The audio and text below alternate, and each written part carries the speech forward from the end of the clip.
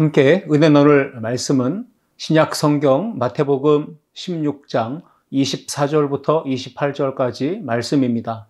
본문을 다 함께 읽겠습니다.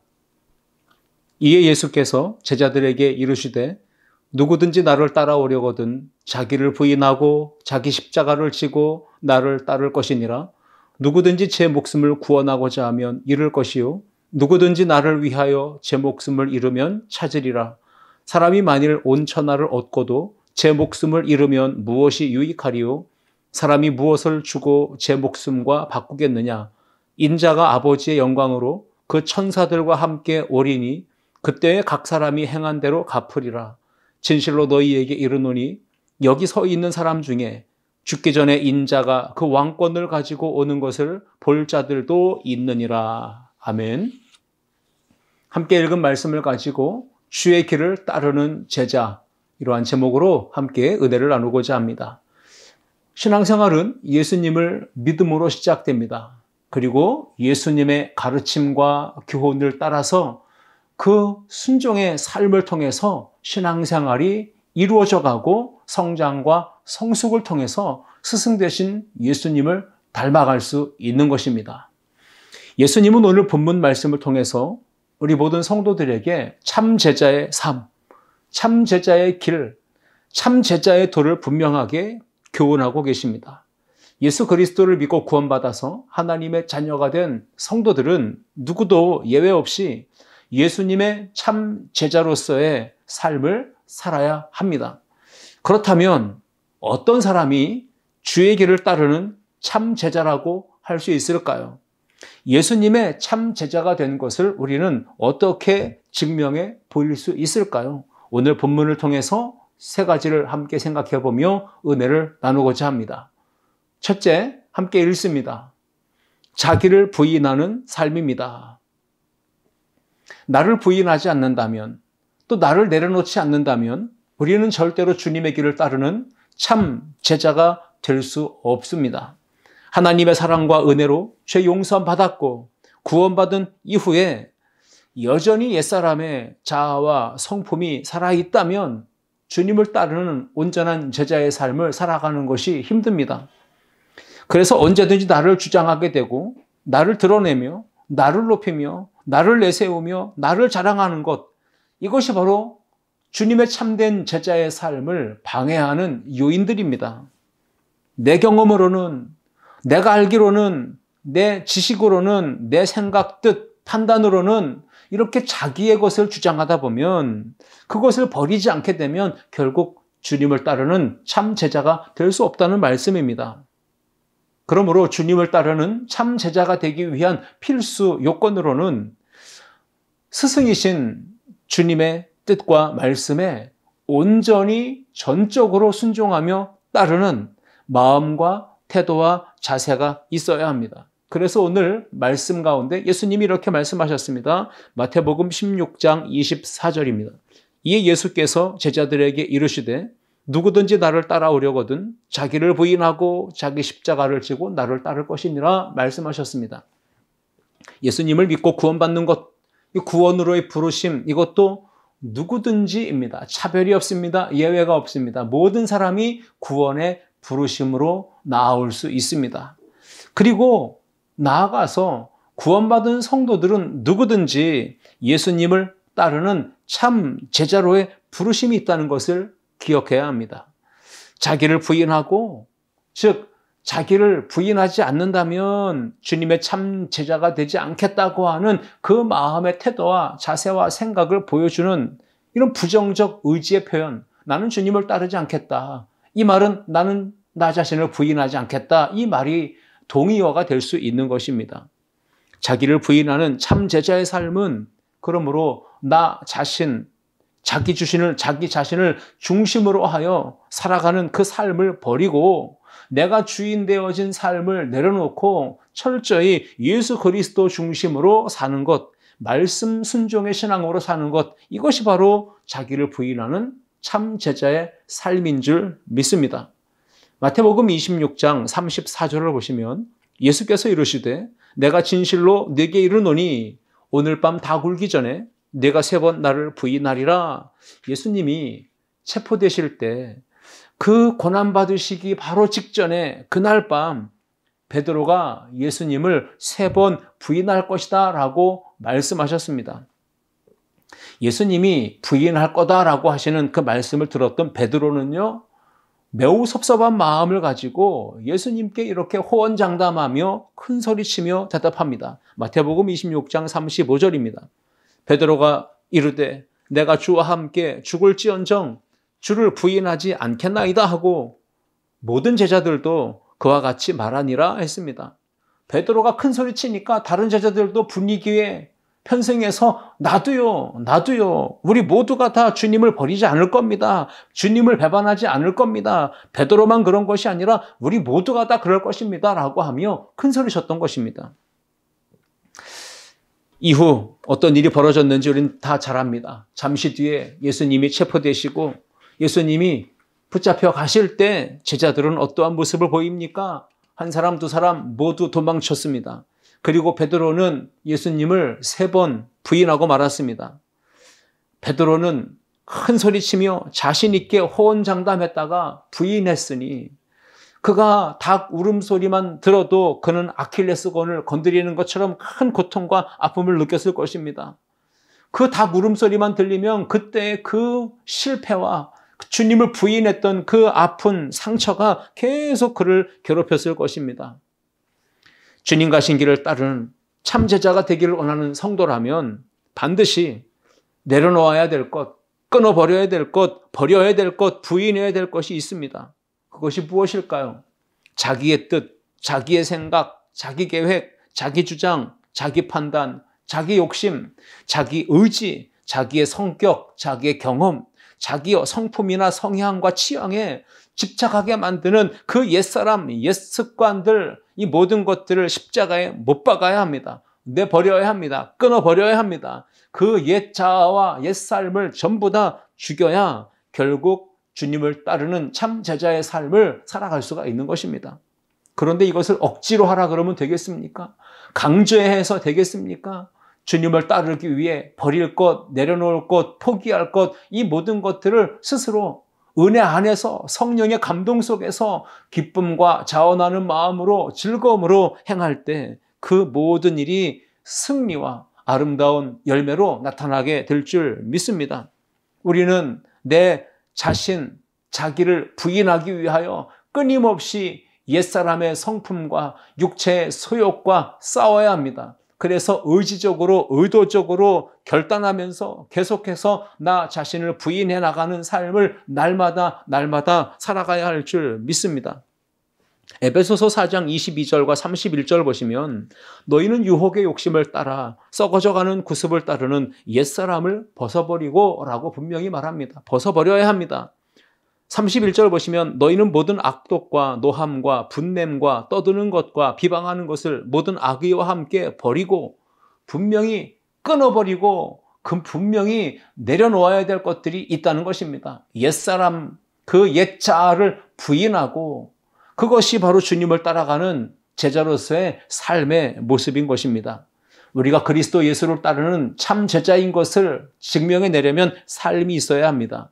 바로 빛의 자녀답게 사는 삶, 그래서 선한 영향력을 끼치며 아름다운 향기, 예수 향기를 나타내는 삶을 살아갈 때 그러한 삶이 주님의 참 제자인 것을 증명해낼 수 있는 것입니다. 믿음과 행함이 불일치한다면, 그래서 불의와 악을 일삼는다면, 결국 어둠의 열매를 맺게 된다면 그것은 참 제자의 삶이라고 말할 수 없는 것입니다. 날마다 매 순간마다 우리는 내가 주인 삼고 있던 모든 것들, 그것이 세상의 부, 명예, 권세, 나의 자랑거리일지라도 우리는 그 모든 것들을 모두 다 내려놓고 버릴 것 버리고 옛사람을 십자가에 못 박아 날마다 주님을 따르는 참 제자가 되어야 할 줄 믿습니다. 우리가 어떻게 하면 주님을 따르는 참 제자인 것을 증명할 수 있을까요? 첫 번째는 자기를 부인하는 삶입니다. 그렇게 자기를 부인하는 삶으로 우리의 믿음을, 참 제자임을 증명해 보이는 우리 모든 성도들 되시기를 주님의 이름으로 축원합니다. 둘째, 함께 읽겠습니다. 자기 십자가를 지는 삶입니다. 기독교의 상징은 십자가입니다. 그래서 십자가는 조형물로 세워놓는 경우들이 많습니다. 교회 벽면에 강대상 뒤에 십자가를 대형으로 걸어놓고 부착해놓고 또는 교회 건물마다 그 종탑 위에 십자가 높이 세운 것을 우리는 많이 눈으로 보고 있지 않습니까? 십자가는 조형물 또는 장식물, 그래서 많은 사람들이 눈으로 보게끔 그렇게 설치해 놓는 것이 되었지만, 그리고는 개인의 소장품으로, 그리고 귀에 걸거나 목에 걸거나 여러 가지 부착하는 액세서리 정도로 그 십자가를 우리가 생각할 수 있지만, 그렇게 하든 조형물로 세우든 어떻게든 십자가를 우리가 많이 접할 수 있는데, 그것은 개인의 신앙과 개인의 생활 속에서의 선택과 자유에 해당되는 일이라고 볼 수 있습니다.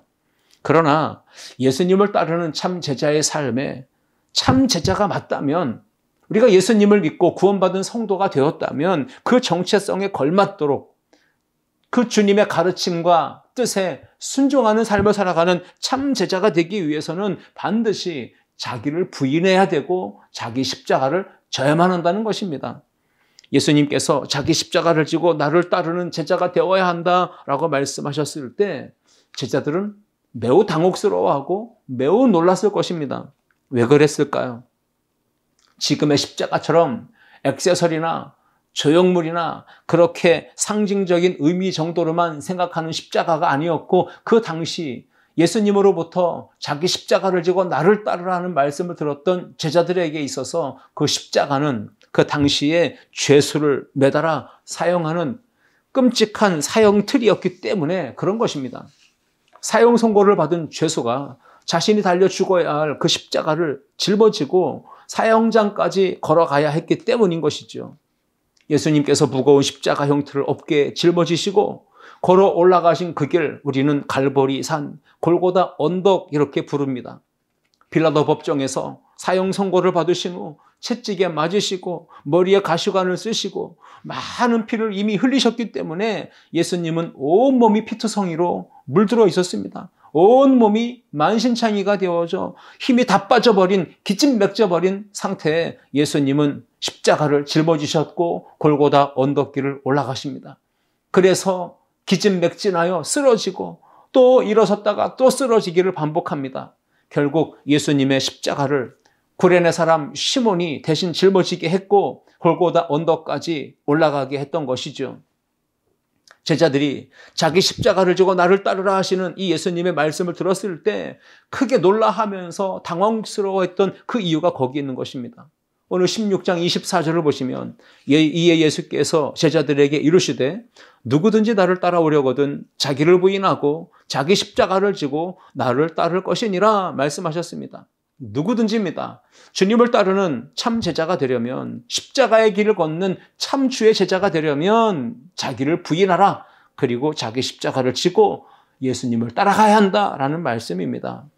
그런데 오늘날 많은 교회와 성도들이 어떠합니까? 우리 자신을 돌아본다면 우리는 마음은 원합니다. 예수님을 따르는 참 제자가 되길 원합니다 라고 말도 하고 기도도 하고 고백도 하지만 정작 많은 신자들이 자기 십자가를 짊어지고 주님을 따라가는 것을 힘들어합니다. 싫어합니다. 회피하려 합니다.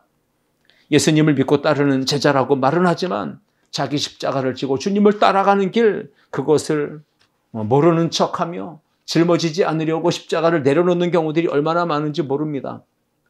모든 그리스도인은 십자가를 하나님 앞에 드리는 헌신, 희생, 충성, 봉사, 섬김이라 이렇게 생각하기도 합니다.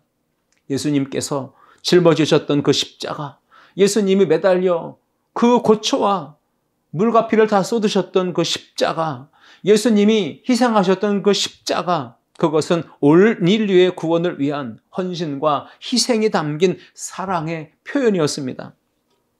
그래서 짊어져야 할 십자가의 의미는 똑같지만 사이즈가 큰 십자가가 있고 보통 크기의 십자가가 있고 매우 작은 십자가가 있는 것이죠. 구원받은 성도라면, 주님의 길을 따라 걷는 참 제자라고 말한다면 그 짊어져야 할 십자가의 크기가 사람마다 차이가 날 수밖에 없는 것입니다. 하나님께서 그 각 사람에게 맡겨주신 재능에 따라, 달란트, 은사, 직분에 따라, 그 믿음의 그릇, 분량, 크기에 따라 달라질 수가 있는 것입니다. 목사님이 짊어져야 될 십자가가 있고, 장로님들이 짊어져야 할 십자가가 있고, 권사님, 안수집사님, 교회 중직들이 짊어져야 할 십자가가 있고, 일반 평신도, 서리 집사님들, 일반 성도들이 짊어져야 할 십자가의 크기가 있는 것입니다. 그래서 상대적으로 무거운 십자가, 상대적으로 큰 십자가가 있는 것이죠. 직분에 따라, 사명에 따라, 부르신 소명에 따라, 그리고 재능과 은사, 달란트에 따라 그 십자가의 크기와 무게가 다 달라질 수 있는 것입니다. 그래서 예수님은 천국을 비유하시며 이런 말씀을 하셨습니다. 주인이 종들에게 각각 재능을 따라 달란트를 맡겨주었다라고 하시며 달란트의 비유를 말씀하셨습니다. 마태복음 25장 15절과 16절을 읽어보면 각각 그 재능대로 한 사람에게는 금 5달란트를, 한 사람에게는 2달란트를, 한 사람에게는 1달란트를 주고 떠났더니 5달란트 받은 자는 바로 가서 그곳으로 장사하여 또 5달란트를 남겼고라고 말합니다. 5달란트와 2달란트 받은 종은 바로 가서 장사합니다. 그래서 5달란트를 더 남기고 또 2달란트를 더 남겨서 주인이 돌아왔을 때, 회개할 때, 결산할 때 칭찬을 얻습니다. 그런데 1달란트 받은 종은 어떻게 했습니까? 받은 그 달란트 그대로 땅에 감추어 두었다가 주인에게 그대로 내놓았습니다. 결국 책망을 받고 내쫓김을 당하게 됩니다. 그렇습니다, 여러분. 하나님께서 우리에게 각각 재능을 따라 달란트를 맡겨주셨습니다. 은사를 맡기시고, 시간을 주시고, 물질을 주시고, 생명을 주시고, 건강과 지식과 외모와 명예와 권력을 우리 가운데 각각 주셨습니다. 우리에게 맡겨주신 이유는 무엇입니까? 부지런히, 열심히, 성실히, 충성되게 땀 흘려 일하고 주님을 위해 그 달란트를 사용하라고 우리 가운데 그것을 맡겨주신 줄 믿습니다. 오늘 본문에 자기 십자가를 지라는 이 말씀은 하나님의 나라와 영광을 위해, 주의 교회와 복음을 위해, 선교를 위해 그 맡겨주신 달란트, 그것을 청지기 직분을 성실하게 감당하며 절대 땅에 묻어두지 말고 하나님의 나라와 영광과 교회와 복음 전도를 위해 열심히 봉사하고 헌신하며 결국은 열매를 많이 맺으라, 이런 뜻이 그 안에 담겨져 있는 줄 믿습니다. 주님은 우리 힘의 한계를 아십니다. 우리가 어떤 연약함이 있고 부족함이 있는지 너무나 잘 아십니다. 그래서 우리에게 십자가를 지라 하실 때에는 내가 감당할 수 있는 십자가를 우리 가운데 맡겨주신다는 걸 기억하십시오. 주님은 내 십자가를 감당하지 못해 내가 주저앉아 내가 포기할 정도로 그렇게 무겁고 큰 십자가를 주시는 분은 아니십니다. 주님은 내가 하나님께 받은 사랑과 은혜가 너무 크고 많은데 또 아주 작고 가벼운 십자가를 주시는 분도 아니십니다. 그래서 은혜 받은 수준에 따라, 믿음의 분량에 따라, 달란트를 맡겨주신 그 재능에 따라서 하나님은 우리에게 감당할 수 있는 십자가를 주신다는 것이죠. 사도 바울은 고린도 교회와 또 로마 교회와 많은 초대교회 그 복음 전도 현장에서 세운 교회와 성도들에게 분명히 말합니다. 각 사람의 믿음의 그릇과 분량대로 그 맡겨주신 은사를 활용해서 열심히 부지런히 일하라 말하고 있습니다. 로마서 12장 6절 이하 8절 보시면 우리에게 주신 은혜대로 받은 은사가 각각 다르니 혹 예언이면 믿음의 분수대로, 혹 섬기는 일이면 섬기는 일로, 혹 가르치는 자면 가르치는 일로, 혹 위로하는 자면 위로하는 일로, 구제하는 자는 성실함으로, 다스리는 자는 부지런함으로, 긍휼을 베푸는 자는 즐거움으로 할 것이니라 말씀했습니다. 하나님의 사랑을 입어 구원을 얻은 성도에게 베풀어 주시는 은혜와 은사와 재능과 달란트가 각각 다릅니다. 하나님께 받은 은혜와 사랑에 감격하면서 은혜에 보답하며 주님께 감사를 표현하는 마음으로 주님을 위하여 또 교회 공동체를 위하여 지체들을 위하여 우리는 게으르지 말고 열심을 품고 부지런히 성실하게 달란트와 은사를 사용하여 헌신, 봉사, 충성해야 할 줄 믿습니다. 고린도전서 7장 24절 말씀에 형제들아 너희는 각각 부르심을 받은 그대로 하나님과 함께 거하라 말씀하십니다. 우리 모두가 각각 부르심을 받은 은사, 재능, 달란트, 은혜가 있습니다. 그래서 하나님과 함께 거하며 동행하며 믿음의 삶을 살아갈 때 열심을 다해 충성, 봉사, 헌신하는 주님의 일꾼들이 되어야 할 줄 믿습니다. 이것이 바로 자기의 십자가를 지고 주님을 따라가는 참 제자의 삶인 것입니다. 우리 모두가 자기를 부인하고 자기 십자가를 지고 주님을 따르는 참 제자가 되어서 삶으로 믿음을 증명하는 우리 모두가 되시기를 주님의 이름으로 축원합니다. 셋째, 함께 읽겠습니다. 자기 목숨을 버리는 삶입니다. 사람이 어떤 대상 또 누군가를 위해서 자기 목숨, 자기 시간, 자기 재물을 아낌없이 내어줄 수 있고 버릴 수 있다면 그것은 정말 어려운 수준의 사랑의 실천입니다. 그렇게 하는 것은 정말 쉽지 않은 일입니다. 어려운 일입니다. 생전 처음 보는 사람, 그 사람을 위해서 내가 내 것을 아낌없이 줄 수 있다는 것은 보통 일이 아닌 것이죠. 처음 보는 사람이 갑자기 나에게 다가와서 내가 지금 힘든데 나를 도와주시오. 내가 지금 사업이 실패해서, 내가 지금 장사가 안 돼서, 내가 지금 실직해서, 내가 지금 죽게 생겼으니 나를 좀 도와주시오. 나에게 돈 1억을 꿔주시오. 라고 한다면 우리는 그런 사람들을 어떻게 도울 수 있겠습니까? 쉬운 일이 아닙니다. 나 대신 죽어줄 수 있겠습니까? 라고 말한다면 그 말에는 우리가 콧방귀도 안 끼고 그냥 지나치고 말 것입니다. 저 사람이 머리가 미쳤나 보거나 돌았나 보거나 정신 이상자구나 라고 생각하고 그냥 못 들은 척하고 지나가지 않겠습니까?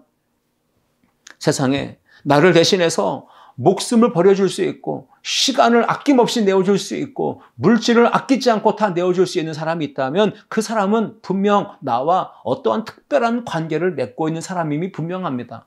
혈연지간이라든지 정말 피를 나눈 형제 아니면 정말 죽어줘도 그 목숨이 아깝지 않을 만큼 저를 아주 친한 친구 사이 그런 정도가 된다면 혹여나 그것이 가능하지 않겠습니까?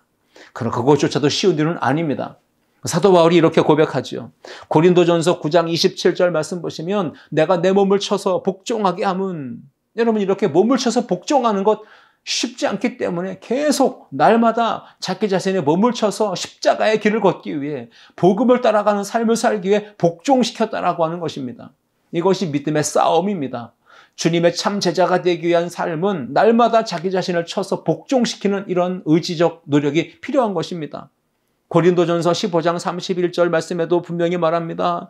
너희에 대한 나의 자랑을 두고 단언하노니 나는 날마다 죽노라. 사도 바울은 이러한 심정으로 각오로 그렇게 주님을 따라가는 길을 걸은 것입니다. 십자가의 길을 순교자의 삶을 살아갔던 것입니다. 날마다 죽노라. 한 번 죽어서 되는 문제가 아니죠. 날마다 매 순간마다 내가 죽어야 된다라고 하는 것입니다. 내가 죽고 예수로 사는 것, 이것이 바로 신앙생활의 핵심입니다. 하나님의 아들 독생자 예수 그리스도께서 죄인된 우리 모두를 너무너무 사랑하셨습니다. 그래서 사람의 몸을 입으셨습니다. 이 땅에 내려오셨습니다. 정말 아무것도 없는 빈손으로 내려오셔서 모진 고초를 다 당하십니다. 멸시와 천대를 받으시고 나를 대신하여 십자가에 매달리셨습니다. 물과 피를 다 쏟아주셨습니다. 자기의 생명을 버리셨습니다. 이것이 바로 그 누구도 세상 그 어떤 사람도 흉내낼 수도 따라갈 수도 없는 나를 향하신 하나님의 위대한 사랑이며 예수 그리스도의 희생적 헌신적 아가페의 사랑인 줄 믿습니다. 사랑은 아무나 하는 게 아닙니다. 사랑은 아무나 하는 게 아닙니다. 그것도 목숨을 거는 버리는 사랑은 아무나 할 수 있는 것이 아닙니다. 그 희생적 사랑은 사랑이 전제되어야 가능합니다. 그래야 시간도 아끼지 않을 수 있고 돈도 아끼지 않을 수 있고 마음껏 상대를 위해 내어줄 수 있는 것입니다. 자기 목숨을 버리는 것만큼 귀한 사랑, 큰 사랑은 없는 것입니다. 상대를 향하여 사랑해, 사랑해, 사랑해 노래를 불러도 여러분 말로 하는 건 사랑이 아닙니다. 행동으로 직접 실천적으로 보여줘야만 진짜 사랑인 것이죠. 사랑은 참으로 버리는 겁니다. 움켜쥐면 사랑을 실천할 수가 없습니다. 사랑은 계속해서 흘려보내야 합니다. 실천해야 합니다. 예수님은 생명을, 목숨을 나를 위해 헌신하셨습니다. 내려놓으셨습니다. 그리고 이렇게 말씀하셨죠. 너희 중에 나를 위해, 누구든지 나를 위해 믿음을 지키기 위해 복음을 위해 박해를 받으며 목숨을 잃는다면 그 사람은 목숨을 찾을 것이다. 이렇게 말씀하셨어요. 마태복음 오늘 본문 16장 25절과 26절 보시면 누구든지 제 목숨을 구원하고자 하면 잃을 것이요 누구든지 나를 위하여 제 목숨을 잃으면 찾으리라. 사람이 만일 온 천하를 얻고도 제 목숨을 잃으면 무엇이 유익하리요? 사람이 무엇을 주고 제 목숨과 바꾸겠느냐 하셨습니다. 여러분, 그렇게 주님이 다시 오시는 그때에는요, 각 사람이 믿음으로 보인 그 행위대로 갚아주신다고 27절에서 말씀하고 계십니다. 세상이, 불신 세상이 교회와 성도들을 핍박합니다. 모질게 박해합니다. 그 고난 속에서 고통을 당할 때 예수 그리스도를 부인하지 아니하며 끝까지 예수 그리스도를 따르기를 결단하며 자기를 부인하고 자기 십자가를 지고 날마다 주님을 따를 때 자기 목숨을 내버리는 정도의 삶을 살아갈 수 있다면, 헌신과 그리고 순교적 삶을 살아갈 수 있다면 반드시 구원을 얻고 영생을 얻게 될 것이다 라고 하는 약속의 말씀이기도 합니다. 선한 목자이신 참 목자이신 예수님은 자기 양들을 위하여 생명, 목숨을 아끼지 않고 버리시며 희생하십니다. 요한복음 10장 11절 12절 말씀 보시면 나는 선한 목자라. 선한 목자는 양들을 위하여 목숨을 버리거니와 싹구는 목자가 아니요 양도 제 양이 아니라 이리가 오는 것을 보면 양을 버리고 달아나나니 이리가 양을 물어가고 또 해치느니라 했습니다. 선한 목자와 싹군 목자가 비교되죠. 선한 목자는 양들을 위해 목숨을 버립니다. 그러나 싹군 목자는 양들을 위해 목숨을 버리지 않습니다. 자기 양이 아니기 때문에 그냥 양을 버리고 도망칩니다. 그리고 그 양을 이용해서 자기 배를 불립니다. 이것이 바로 싹군 목자입니다. 예수님 분명히 말씀하셨습니다. 나는 양을 위하여 목숨을 버린다 하셨습니다. 그 주님의 사랑을 십자가를 통해서 깨달아 알게 된다면 우리도 또한 그렇게 목숨을 버리는 진정한 사랑의 실천을 통해 참 제자인 것을 증명해 보일 수 있어야 하는 것입니다. 요한일서 3장 16절 말씀처럼 그가 우리를 위하여 목숨을 버리셨으니 우리가 이로써 사랑을 알고 우리도 형제들을 위하여 목숨을 버리는 것이 마땅하니라. 아멘. 여러분, 십자가를 통해서 하나님의 참사랑, 예수 그리스도의 참사랑을 깨달아 알게 되었다면 우리는 어떠한 삶을 살아가야 할까요? 우리도 형제들을 위하여, 교회를 위하여, 이웃을 위하여, 세상을 위하여 목숨을 버리는 것이 마땅하니라. 희생하고 섬김의 삶을 실천적으로 살아가는 것이 옳다라고 하시는 것입니다. 오늘 이 말씀을 마음에 새기십시오. 주님의 길을 따라가는 참 제자의 삶은 세 가지로 통해서 나타나야 합니다. 자기를 부인하는 삶, 자기 십자가를 지는 삶, 자기 목숨을 버리는 삶. 예수님과 같이 우리도 그 주님의 길을 따라 걸을 때 우리를 통하여, 우리의 삶을 통하여 내가 참 믿음의 사람이요, 참 주님의 제자가 된 것을 증명할 수 있습니다. 이 한 주간도 믿음의 삶을 통해 주님의 참 제자가 된 것을 증명해 보이는 우리 아름다운 성도들 모두가 될 수 있기를 주님의 이름으로 축원합니다. 기도하시겠습니다. 사랑과 은혜가 풍성하신 하나님 아버지, 주님의 길을 따르는 참 제자의 삶이 어떠한 것인지 우리에게 말씀을 통해 교훈하심을 감사합니다. 날마다 자기를 부인하며 날마다 자기 십자가를 지며 날마다 자기 목숨을 버리기까지 십자가의 길을 걷고 주님의 길을 따라 걷는 그 순교적 삶을 살기를 다짐하는 모든 성도들에게 말씀과 성령 충만, 예수로 충만한 신앙인이 되어 이 한 주간도 세상 속에 빛을 발하고 소금의 사명 감당할 수 있도록 도와주옵소서. 하나님의 은혜가 강같이 흘러가는 복된 한 주간 되기를 간절히 소원하며 예수님의 이름으로 기도하옵나이다. 아멘.